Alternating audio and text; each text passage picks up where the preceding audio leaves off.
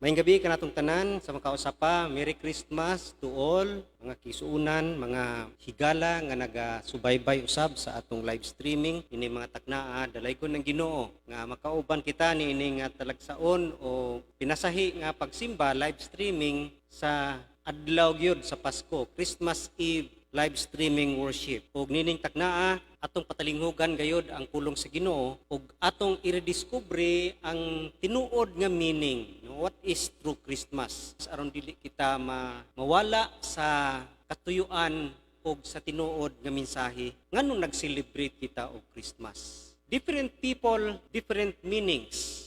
Munang daghan ang mga nagkalain-lain nga mga pagsabot o views mahitungod sa Christmas. Ang uban, it is all about the celebration sa birthday ni Jesus Christ. Ang uban usab, it is about giving gift and receiving gifts. Ang uban usab, it's about fun, food, parties, sales. Ang uban usab, kini usa ka takna sa pamilya, reunion o paghigugmaay. Ug aduna usab nga gitawag nato nga wala gyud nag-celebrate og Christmas. Naay mga tawo usab nga dili gyud sila mag-celebrate tungod kay ang ilang view about Christmas is unbiblical. Wala sa Biblia ug wala gi-command, gisugo ni Jesus nga i-celebrate ang iyahang pagkatao. Even in celebrating it, pinaagi lamang no, sa Thanksgiving. Mao nang nining takna, unsa gyud ang big thing about Christmas? Unsa gyud kini ka mahinungdanon usab sa atong mga kinabuhi? Ang Christmas is the greatest miracle the world has ever known. Mao kini ang pinakadako nga milagro nga nahitabo sa kalibutan. Tungod kay nining taknaa, during this day, no, ang imposible nahimong posible. Ang dili makita nahimong makita ug ang gitawag nato nga untouchable nahimong touchable. Tungod kay kanang Christmas, it is the day ang Ginoo ninaog dinhi sa yuta in human form o kini gitawag sa theology nga incarnation. Kaning incarnation usa kini ka belief, no, usa kini ka pagtuo nga si Jesus Christ, the second person of the Trinity, known as the Logos or the Word, nahimong tao, was made flesh. Makita nato kana diha sa John chapter 1 verse 1 to 3. Ingon diha, in the beginning was the Word, and the Word was with God, and the Word was God. He was with God in the beginning. Through Him, all things were made. Without Him, nothing was made that has been made. Ug sa 14, klaro kay na ingon diha nga, and the Word was made flesh, and made His dwelling among us. We have seen His glory, the glory of the one and only, who came from the Father, full of grace and truth. Dili makita nato ang tinuod nga meaning sa incarnation. Nga ang Ginoo, second person of Trinity, kay naa naman siya daan, He is the Word, the Logos sa Trinity, ninaog, nagsulob, no, clothe Himself with humanity. Nagsulob og tao. Mo nang ang usa ka kamatuoran sa Christmas is it is more about birthday of the Lord Jesus Christ. Mas dako, mas naapay dako nga meaning kaysa birthday lamang. Kaya ang birthday, kung kita magsaulog og birthday, mao na ang takna nga kita na nahimugso o ni-exist. Pero si Jesus, naa naman siya daan. So pa siya gianak, gikan sa sabakan ni Maria, nanandaan si Jesus as the second person of Trinity.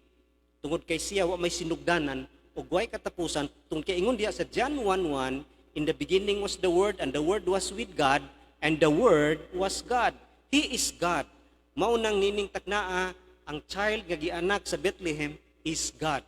Siya gayud Ginoo. Diha makita nato sa Colossians 1:19-20, ingon diha, for God was pleased to have all His fullness dwell in Him, and through Him to reconcile to Himself all things, whether things on earth or things in heaven, by making peace through His blood shed on the cross.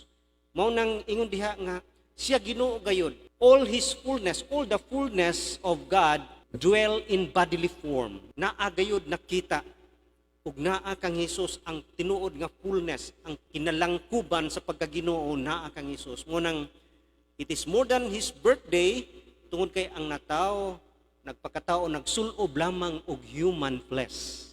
Naa na siya daan. Nining taknaa, lisod sabton ang incarnation. The greatest question, kung giunsa kini nahitabo, dili gyud kini masabot. Tungod kay lisod sabton nga ang langit muduol sa yuta, di gyud na pwede unta. Ang langit nga the heavens nindot kaayo og layo ra gyud kaayo ang langit ug ang yuta, pero ni abot gyud ang langit sa yuta. Ang eternity nga walay kinutuban, walay sinugdanan, walay katapusan karon nisulod sa time.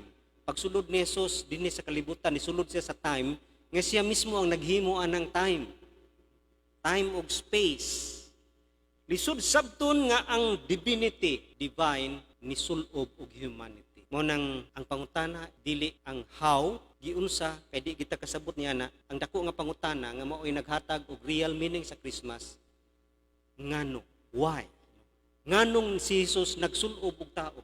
Nganong si Jesus ang Ginoo ninaog gayud dinhi sa kalibutan? Nining takna atong tanawon ang tuduha ka major nga butang as we look at the incarnation.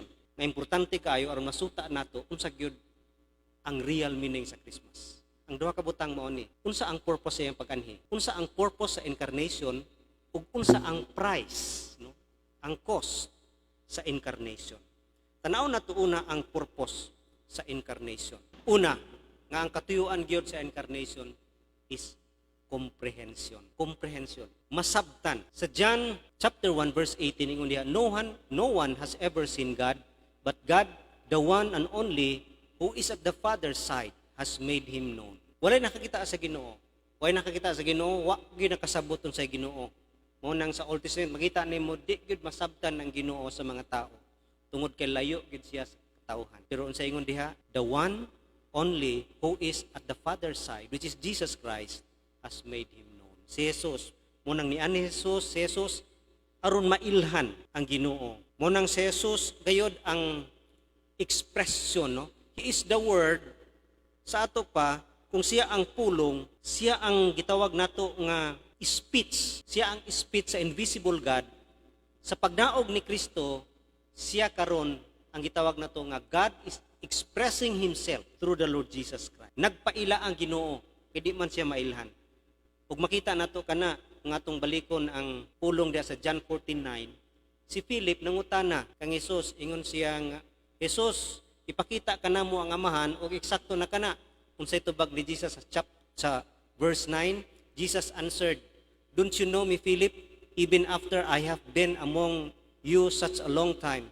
Anyone who has seen me has seen the Father. How can you say, show us the Father? Una ningon si Jesus, kini man si Philip nga, pakita kami sa amahan aron okay na kanamo. Ingon si Jesus, Philip, dugay na ta naguban, wa pagikakaila sa amahan. Nakakita ka nako, nakakita na sa amahan.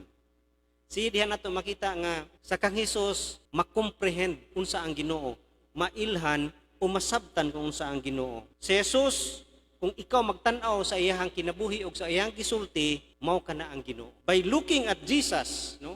By studying looking his life, matubag ang tanang pangutana about God. Matubag ang imuhang question about the character of God. Kung ikaw mutan-aw lang sa mga gibuhat ni Jesus. Mao nang si Jesus makita nimo nga ang iyahang mga ginabuhat, ang iyahang mga gisulti, makita gyud ang Ginoo sa iyaha.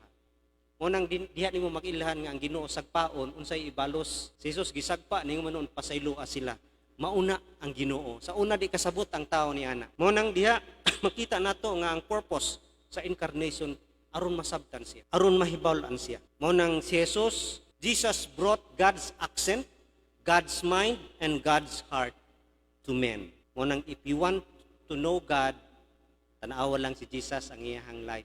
Mao na ang Ginoo. Ikaduha nga katuyuan sa incarnation, demonstration. Nganong nagpakatawo ang Ginoo aron naay demonstration, naay model nga atong panag-ingnan.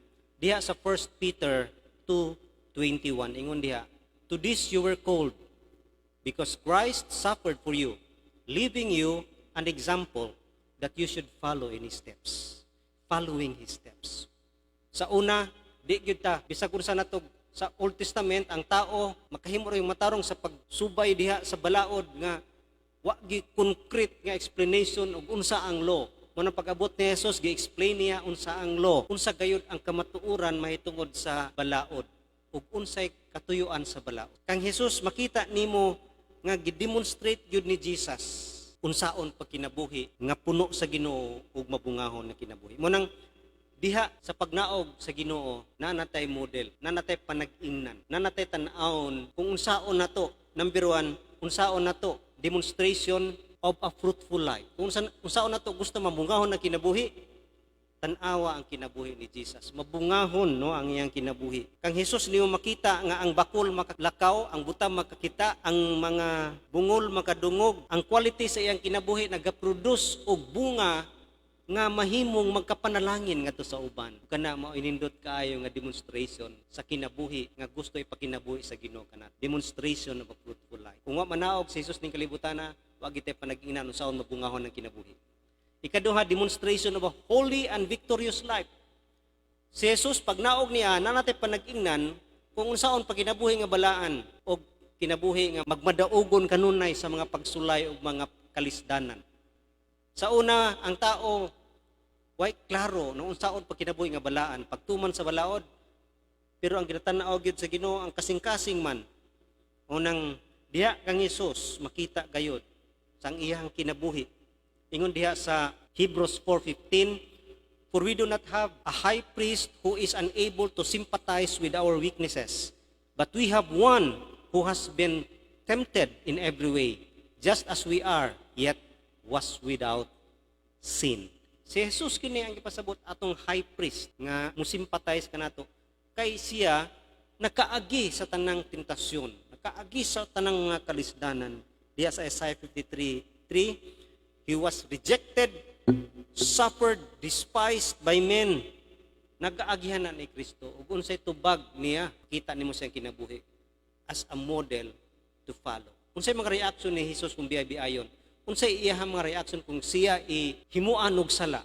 Diha nimo makita nga naatay modelo unsaon magmadaogon kita sa mga kalisdanan, kalisod, pagkinabuhi nga balaan. Sa una lisod mahimong balaan, pero pinagi kang Jesus nga naatay modelo makahimo na kita. Then a demonstration of a life of service and sacrifice. Gusto kita mangita og panag-ingnan kung saon maghimong magbalampuson og pagserbisyo og pagsakripisyo, tanawang kinabuhi ni Jesus. Ang iyang kinabuhi puno gyud sa pagserbisyo og sakripisyo. Mao nang ang iyang motibo, ang iyang mga pamaagi, ang iyang mga approach no. Kung istadihan nimo diha sa New Testament, nindot kayo nga kanunay sundugon. Nga sa atong kinabuhi makahimo na kita pag kinabuhi nga tinuod gayud nga nagserbisyo ug tinuod gyud nga nagtugyan sa Ginoo. Mao nang it is the purpose, second purpose sa incarnation, which is demonstration. Pag-demonstrate unsa gyud ang kinabuhi diha sa Ginoo. Then lastly, ang pinakadako gid kay nga katuyuan sa incarnation is salvation. Kaluwasan. Mao nang pag-ani ni Jesus, kaluwasan ang iyahang pinakadako nga katuyuan. Kaluwasan asa dapit kaluwasan sa penalty sa sala. Kita nakasala, tanan ta paingog impierno. For the wages of sin is death, ingon diha sa Matthew 6:23. O kini nga death is spiritual, tun kay spiritual ang sin, ang spiritual death dili nilawas kun dili kalag mamatay hangtod sa hangtod dito sa impierno. Ug gibayran niya na, ingon diha sa 1 Peter 2:24, he himself bore our sins in his body on the tree so that we might die to sins and live for righteousness. By his wounds you have been healed. Kita nangaayo tungod sa iyang mga samad. Kita naluwas tungod siya nagtubos sa atong mga sala o pinagi sa iyang dugo nga giula sa cross. Kita nangaluwas. Nabayran. Paid na ang penalty sa sin, ang bayad sa sala. Kagibayran ni Jesus. Dili ang imong mayong buhat ang makabayad. Ang dugo ra ni Jesus ang makabayad sa cross. Mao nang nabayad na ang penalty, ugwa na kita'y bayran pa. Mao nang libre na kita, saved na from the penalty of sin and also saved from the power of sin. Dili lang penalty ang gibayran ni Jesus. Tagaan pagitan niya og power against sa sala. Sa pagbayad ni Jesus sa cross sa atong mga sala, wa nagpasabot nga di na ta kasala. Makasala lang gyud gihapon, pero dili na gamhanan ng sala. Mabuntog na. Di na gid siya mahimong mugawng o mahimong maghari sa atong mga kinabuhi. Tungod kay naa natay gahom. Nanatay freedom. Ingon diha sa John 8:35. So if the Son sets you free, you will be free indeed. Naa na kay freedom from the power of sin. Og tinuod na gid kana nga freedom tungod kay kana nga kagawasan, no? Di na ka mahimong maulipon kay ulipon na ka ni Kristo. Mo nang nianang tagnaa makaangkon ta og freedom from slavery. Og ang pinakadako nga slavery nga atong lisod buntugon kining slave ta sa tong kaugalingon. Tung kay unsay gusto nato matuman ug unsay desire nato matuman diha mahimong makadaot sa atong kinabuhi. Mo nang by the Lord Jesus Christ we are now free from that power of sin. Dili lamang freedom kundi usab gitagaan ta niya og kusog sa paghimo sa mga lisod kay nga mga himuon bisag mga butang imposible. Ingon diha nga Philippians 4:13, I can do all things through Christ which strengtheneth me. Makahimo nako pagbuhat sa tanan butang, no? Ang tanang butang dinhi pasabot nga bisag unsa gyud kundi all things nga kaubuton sa Ginoo walay imposible. Mahimo gina nimo. Di na ka makaingon di na ako kaya, no? Wala nag-i-excuse ani tungod kay nana si Jesus nga maghatag ka nato kusog sa paghimo sa mga imposible nga butang nga alang ka nato di nato kaya. Mo nang He saved us from the power of sin, He gives us strength to fight and to do the impossible nga di nato makaya.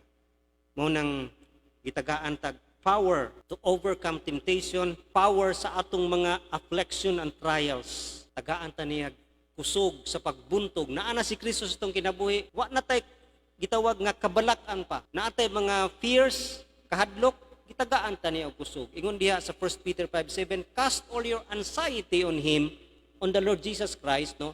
Because He cares for you. Di na ta mahadlok kay naa na si Jesus.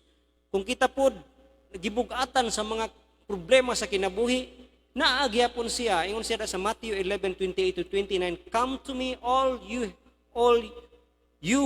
who are weary and burdened, and I will give you rest. Take my yoke upon you and learn from me, for I am gentle and humble in heart, and you will find rest for your souls. Ihatag lang kanako inyong mga kabugaton ug tagaan ta mo kapahulayan.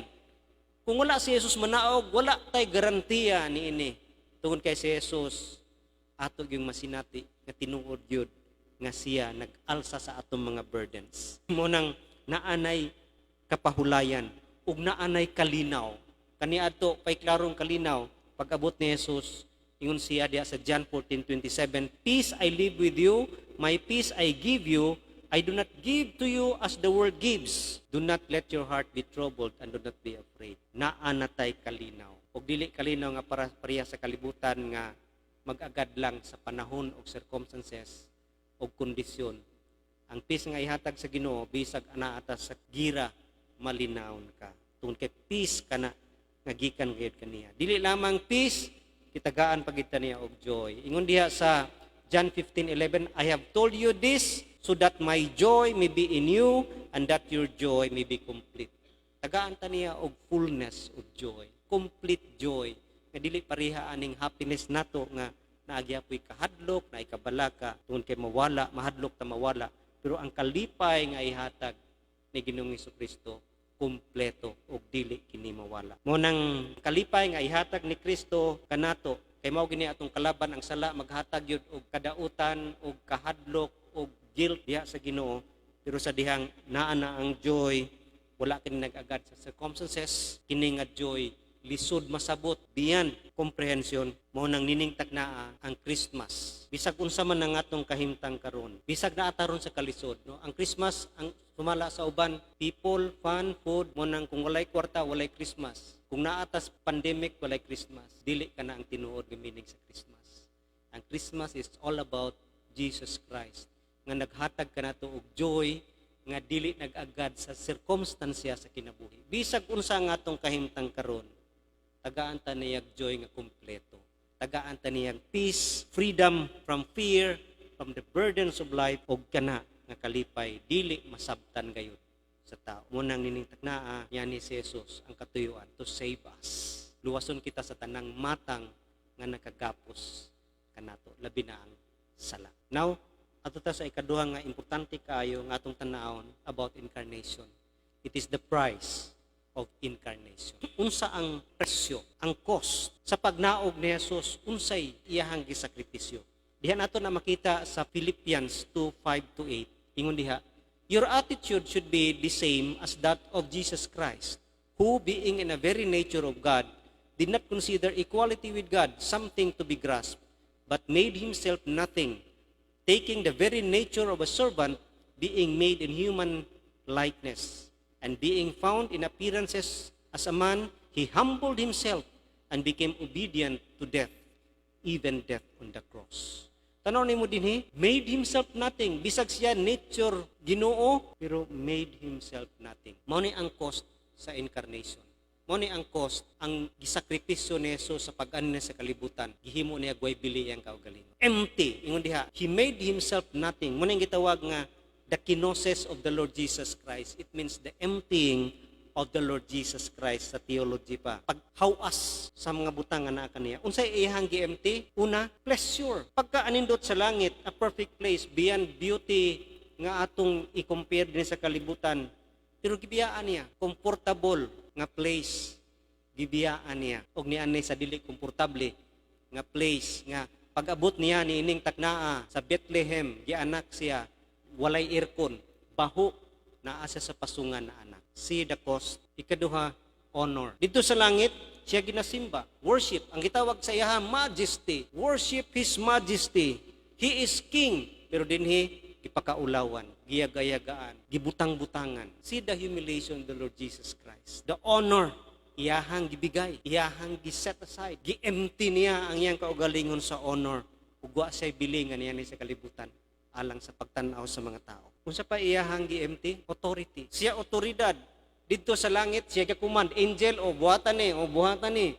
Mao ni ang buhatan ninyo. Pero dinhi sa yuta, he came to serve, not to be served. Makita nimo nga naghugas siya tiil sa iya mga disipulo. Pagkagamay kay nga buluhaton, pagmapaubsanon nga buluhaton nga gibuhat ni Jesus. Gisalikway niya, he emptied himself of that authority as king, as one who command, og siya nahimong servant. Gi-empty niya ang iyang kaugalingon sa gahom. Yan ni sa kalibutan, siya unlimited, no? Omnipotent, omnipresent, omniscient. Pinakamataas nga maalamon, pinakataas nga kamanan, pero dinhi limited siya. Nahimo siyang bata, di kay ba mulakaw. Ang kamot nga naghimo, nag-create, ang baba nga nag-create, ang word nga nag-create sa tanang butang, nasa pasungan. Kahoy, ang iyang siya nagbuhat sa kahoy, dito rapod siya. Limited, subject to time and space. Limited in body, baby, tao, masakitan, madutlan, helpless, experience pain and weaknesses. Uhawon, gutumon, masakitan. Mao ni ang gi-empty ni Jesus. Privilege and power nga naa kaniya ug siya ni anhi andam nga musulob og sakit ug mo experience sa atong mga weaknesses. Mao kini ang hulagway sa incarnation. The cost, ang gasto nga iyahang gihatag, gi-empty gud niya. Susama siya sa tao nga gusto niya tabangan ng iro nga naas kalisod, pero di niya matabangan kung pabilin siya tao. Mahimo gid siyang iro kung gusto niya tabangan tong iro. Aron makasabot ang iro sa iyaha ug makatabang siya sa iro. Isalikway niya ang aircon, ang iyahang otoridad, ang iyahang trabaho, ang iyahang pamilya, alang lang gayud atong iro. Mo na ang gibuhat sa Ginoo kanato 2,000 years ago. Hinaog gid siya, gi-empty niya ang iyang self. Mo nang ang tinuod gyud nga measure sa giving, dili unsa kadako imong gihatag, kun dili unsay nabilin kanimo. Si Jesus way nabilin kaniya, iyahang gihatag tanan sa atoa para lang gayud kita mga luwas. And that is the greatest gift. Mo na kining incarnation, mao ning ang baby nga naa sa manger, mao na ang greatest gift nga gihatag sa Ginoo kana. Tungod kay gikuhaan, gihukasan gid niya ang iyang kaugalingon sa tanang mga pribilehiyo, honor, authority, and power just for the sake sa pagluwas kanato. Siya ang pinakadako nga gasa. Mo nang kutanawon nimo kanang bata sa manger, he is God, indescribable gift. Mo nang ingon diha sa 2 Corinthians 8:9, for you know the grace of our Lord Jesus Christ, that though he was rich, for your sake he became poor, so that you through his poverty might become rich. Tanawa, siya aron kita mahimong maadunahan, siya nahimong napobre. Unsa ingon diha sa pagkapobre? Napobre siya sa glory and honor, ini mga pleasure, power para lang kita mapuno sa panalangin. Ingana ang gibuhat ni Ginoong Jesucristo ngani kanato. He is the greatest gift. Ingon diha sa 2 Corinthians 9:15, thanks be to God for His indescribable gift. Manang di mo ma-describe kanang agasa nga gihatag kanato ni adtong Christmas Day. Na siya ni anhi gayud the greatest. Kung imong tan-awon gyud ang kinatibukan niini, the cost, the purpose of incarnation, and the price of incarnation, unsa gyud ang reason, unsa ang rason nganong ibuhat na sa Ginoo, uno gyud naa siya purpose ug mao ni ang iyang gigasto, unsa karon ang reason. The reason is wa gilain, love. Mo nang nianang taknaa Christmas Day, love came down. Ang gugma ni nao. God is love, ni nao. John 3:16, for God so loved the world that He gave His one and only Son, that whoever believes in Him shall not perish, but have eternal life. Pagkadako sa gugma sa Ginoo. Mo nang incarnation, if you think about this word, nining taknaa, sa matag usa ka nato ka panimalay, incarnation says, God loves you so much. Gihigugma ka sa Ginoo pag maayo. Ingana kadako iyang gisakripisyo alang kanato. Unang nining taknaa, the best way to celebrate Christmas, dili ka nang daghang kayog pabuto, daghang kayog handa, daghang kayog gift, receiving gift. It's not the real Christmas. To celebrate the real Christmas is to have a reflection. Munang think about these things. Munang una gyud nga atong himuon karong taknaa, hapit na magalas 12, think about His love. Think about that love. Think about that reason nganong nianhi siya. It's all for love. Tungod kay nahigugma gayud ang Ginoo kanato. Mao nang ninigtak na it's a call to reflect, to think deeply sa matag usa kanato. Unsa gid kadako sa iyang gugma ngani kanato. Ug imo kanang buhaton karong taknaa, malimtan nimo ng mga food diha og kalipay sa parties.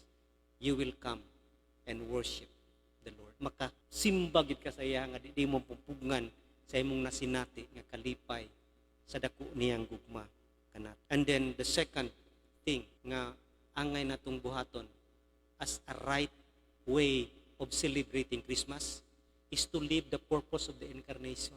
Nga himuon ginato unsa ang katuyuan sa incarnation. Dili ang food, parties, ang katuyuan sa incarnation. Unang baliko nato ang purpose, comprehension, demonstration, and salvation. Unang nini Christmas, kung gusto nato masinati si Jesus, nga ma-practice nato ang incarnation, purpose incarnation, first is comprehension. Know the Lord Jesus Christ deeper. Muna importante karong Christmas. Know Him more. Ang gibuhat sa mga mago, katong mga wise men, o ingon uban mga hari, pag-visit nila kan Jesus, they seek the Lord Jesus Christ. Ang star ang ilahang gina subaybay asa si Jesus, mungutanan na sila asa na tao ang Mesiya. They seeking hard, no? Munang nining Christmas, seek hard. Read your Bible. Pray. Seek the Lord Jesus Christ. Seek Him, not His blessing. Munang ikalipay sa Ginoo karong taknaa nga if you celebrate Christmas in that way, seeking Jesus, makatagamtam kita og tinuod nga meaning sa Christmas. Seek Him. Dili na pangitaon una nato ang mga pagkaon, kundi seek the Lord Jesus Christ and you will know Him. Seeking Him, kaila ka sa iya, and you will be closer to Him. Then demonstration. It means live in His footsteps. Follow His will. Follow His commands. Mo'y dako nga ikalipay sa Ginoo. The way you celebrate Christmas, nining taknaa, as you obey His will, obey His commands, follow His style, His approach, His manner of serving and sacrifice, diha nato masinati ang tinuod nga meaning sa Christmas. Nga nining taknaa, mahimo nato kung kita nagka-demonstrate gayud sa Christ-like attitude. Mao kini ang tinuod nga meaning sa Christmas. Nga diin kita nagka-demonstrate nga naagid si Kristo sa atong kinabuhi. And lastly, salvation. Kung saan nato ma-practice ang incarnation, pinaagi sa salvation na katuyuan sa Ginoo kanato. Christmas is the time to share that life to others. Ang Christmas the time nga i-share nimo ang kinabuhi nga naangkon nimo tungod kay ikaw giluwas na Ginoong Hesukristo. Ug unsaon kini? Be a witness. Be a witness. Kung ikaw nadawat na nimo dakong gasa, nadawat na nimo si Jesus sa imong kinabuhi, you have that life. Na imo nang naangkon karon ang kinabuhi nga malipayon, mabungahon, malampuson, joy, peace, then share it to others. No? Nga wala pa makasinati nini. Mao ginay dako nga ikalipay sa Ginoo. Nga sa pagpractice nato sa real celebration sa Christmas is to witness to the world about the Lord Jesus Christ. Mahimo kitang panalangin nga to sa uban. Tell and show that light to others, and that is the right way of celebrating Christmas. Even without gifts, even without present and food and parties, you are in a real meaning of Christmas. Ug ninintak na sa mga tao nga wala pa nakadawat ang Ginoong Hesukristo sa ilang kinabuhi. Mao kini, if you want to celebrate real Christmas, receive Him. Accept His love. Yanhi siya, ninaog siya, gi-offer niya ang iyang kinabuhi kay mong dawaton. Accept His love. Receive the Lord Jesus Christ right now. Surrender your life to Him. Receive Him as your Lord and Savior. And you will experience the real meaning of Christmas. You will experience real joy, real peace, real freedom. And you will have that perfect joy and peace, even after Christmas. Because not only today, if you receive Him now, you will experience it every day of your life. Magampo ta?